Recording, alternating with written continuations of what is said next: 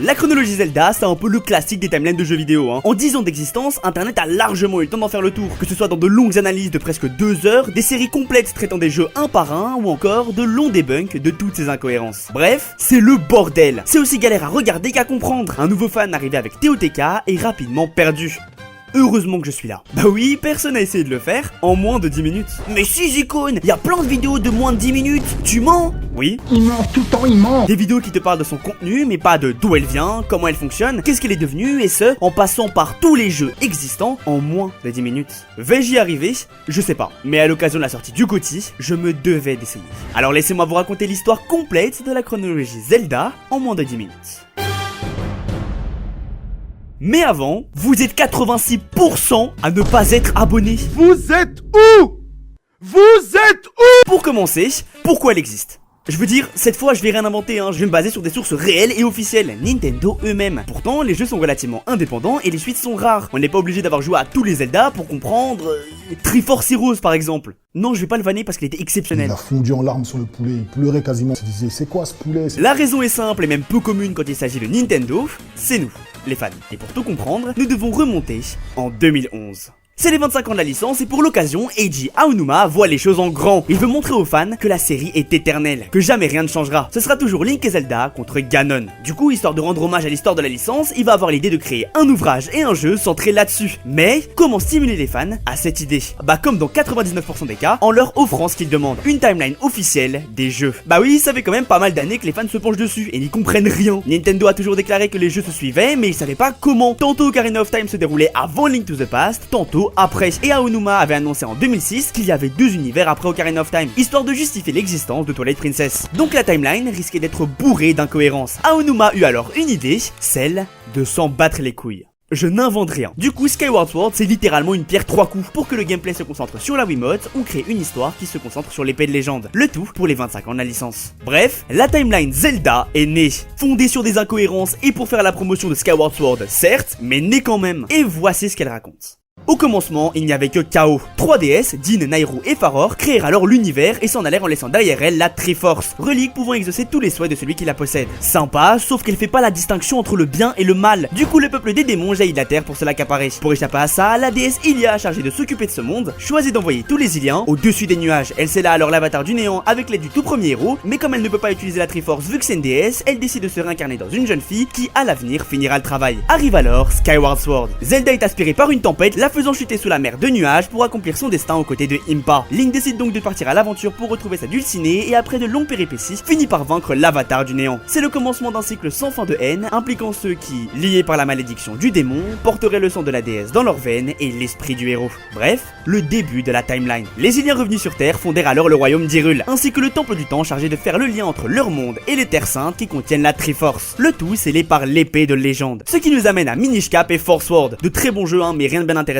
Vaati, un esprit maléfique, veut s'emparer de la force des lumières mais se fait vaincre par Link. Et là, on passe aux choses sérieuses. Zelda Ocarina of Time, le premier jeu à avoir foutu la merde. Comme Link et Zelda, l'avatar du néant a fini par se réincarner en Ganondorf, roi des Gerudo et accessoirement seul mâle de son peuple. Pour le vaincre, Link est choisi et envoyé par la déesse pour récolter les 3 clés permettant d'ouvrir la porte du temps, afin d'obtenir l'épée de légende et vaincre le mal. Ce qui aura pour effet de l'envoyer 7 ans dans le futur, largement suffisant pour permettre à Ganondorf d'atteindre la Triforce. Mais, elle n'exauce le souhait que de celui qui a un équilibre entre sagesse, force et courage, ce qui est clairement pas son cas, donc pouf, divisé en 3, force chez Ganon, sagesse chez Zelda et courage chez Link. Bref, Link réunit les 6 sages, affronte Ganon, et là ça part en couille. 3 routes possibles, c'est du jamais vu. L'ère de l'enfant et l'ère de l'adulte dans le cas où Link l'emporte et c'est le Ganondorf, et celle du déclin d'Hyrule et du dernier héros dans le cas où il perd. Putain, mais qui l'a laissé Cook?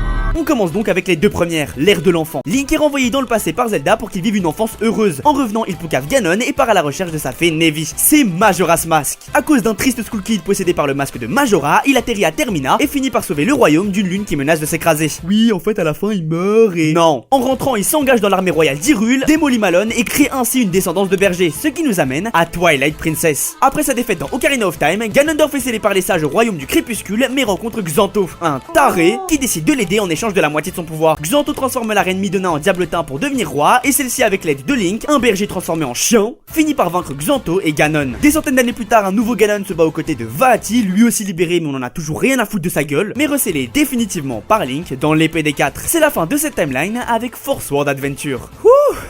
Oh, ça fait du bien de respirer un peu. Vous inquiétez pas, la suite est plus simple, hein, t'sais. Passons à présent à l'ère de l'adulte. En retournant dans le passé à la fin d'Ocarina of Time, Link a laissé derrière lui un monde sans héros. Des centaines d'années plus tard, Ganon s'est donc réveillé, et pour l'arrêter, les dieux n'eurent d'autre choix que de noyer Hyrule. C'est Zelda Wind Waker. Oui, on parle bien du meilleur jeu de la licence, les costards sont sortis, messieurs. Après que sa petite sœur se soit faite enlever par Ganon, Link, un garçon complètement ordinaire, prend ses couilles à deux mains et accompagne les pirates de Tetra pour la sauver. Après de longues aventures en mer, il finit par sauver sa sœur, récolter les fragments de la Triforce du courage, choper l'épée de légende et vaincre Ganon définitivement. Tout ça à 12 ans, hein. Il accompagne alors les pirates de Tetra en quête de terre pour fonder le nouveau royaume d'Hyrule dans Phantom Hourglass. Une fois chose faite, 100 ans plus tard, de nouveaux Zelda et Link apparaissent, dont un conducteur de train. Et ensemble, ils sauvent le nouveau Hyrule d'un démon nommé Maladius dans Spirit Tracks. Ce qui nous conduit à notre dernière timeline. Link et Zelda perdent contre Ganon et meurent dans Ocarina of Time, ce qui lui permet d'obtenir la Triforce. Sauf qu'il est immédiatement enfermé dans le Saint Royaume, ce qui est complètement stupide du coup parce qu'il va le transformer en monde des ténèbres. Dans A Link to the Past, Ganon prend l'apparence d'un sorcier à l'allure ma foi fort sympathique et tue le roi pour briser le sceau qui l'enferme. Un nouveau Link arrive alors pour venger son oncle tué juste avant et se retrouve embarqué dans une aventure à la fin de laquelle il bat Ganon, chope la Triforce et fait le souhait que tout s'arrange. Juste après, c'est Link's Awakening, littéralement juste le rêve d'une baleine. Et Oracle of Age et Seasons où notre héros doit vaincre un Ganon ressuscité par Koume et Kotake d'Ocarina of Time. Ainsi les années passèrent et cette fois encore, un sorcier du nom de Yuga enferme les 7 sages dans des tableaux pour ressusciter Ganon. C'est à Link Between Worlds. Un nouveau Link, forgeron, apparaît alors et après s'être aventuré entre Hyrule et Lorule, la version malveillante du royaume, il finit par vaincre Yuganon et la princesse Hilda qui souhaitaient voler la Triforce pour rendre à ces terres leur splendeur d'antan. Souhait qui fut exaucé par la Triforce à la demande de Link et Zelda. Notre Link poursuit donc ses aventures au-delà du royaume d'Hyrule dans Triforce Heroes, que je ne vannerai toujours pas parce que c'est un vrai classique. C'est quoi ce poulet? C'est quoi? Mais qu'on va allègrement skip. Hyrule connaît enfin la paix. La Triforce est entre de bonnes mains et transmise de génération en génération par les rois pour la maintenir en sécurité. Enfin jusqu'à ce qu'un roi décide de ne pas la donner à son fils et de cacher la Triforce du courage pour que seul l'élu puisse la récupérer, en prenant soin de ne donner la localisation qu'à sa fille Zelda avant de mourir. Et ça va pas plaire à son fils qui va faire appel à un sorcier pour faire parler sa sœur. Malheureusement elle refuse, du coup il va la buter et cacher son corps pendant des centaines d'années. Bref, Zelda 1 sur NES. Vu que plus personne ne connaît la localisation du dernier fragment de la Triforce, Ganon revient encore. Je pense qu'il a même plus conscience de ce qu'il fait à ce niveau-là. Et kidnappe la nouvelle Zelda qui a divisé le fragment de la sagesse juste avant. Un nouveau Link part à sa rescousse, récupère les fragments, sauve la princesse et bat Ganon définitivement. Sauf qu'il reste encore un fragment et un cadavre, une princesse. Des années plus tard, Link se révèle donc être l'élu et apprend d'Impa qu'il doit récupérer le dernier fragment pour réveiller la princesse.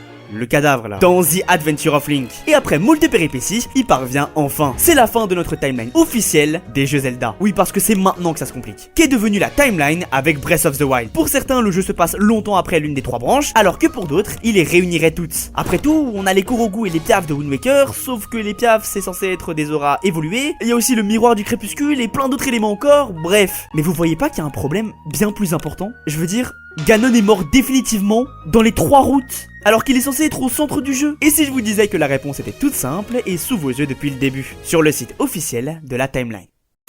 C'est un reboot. Ça fait mal après tout ce qu'on vient de faire, mais il y a 99% de chances que ce soit le cas. Alors, ça reste une théorie, hein, et je prétends pas l'inventer, je suis même pas le seul à en parler, mais c'est l'explication la plus logique et même la meilleure qui soit. C'est juste des jeux qui tiennent compte de l'entièreté du lore qui a été mis en place précédemment. Vous pouvez être sûr que dans ce monde, le royaume du crépuscule ou Lorule existe, et qu'on les reverra certainement à l'avenir. Pour moi, aujourd'hui, ça reste le meilleur moyen de conceptualiser un jeu Zelda. Tout ce que vous avez vécu précédemment ne sera jamais oublié. Vous les revivrez juste d'une toute autre manière à l'avenir. Mais que je sache, notre timeline n'est pas finie. On commence avec l'ère du fléau, qui n'est plus canon.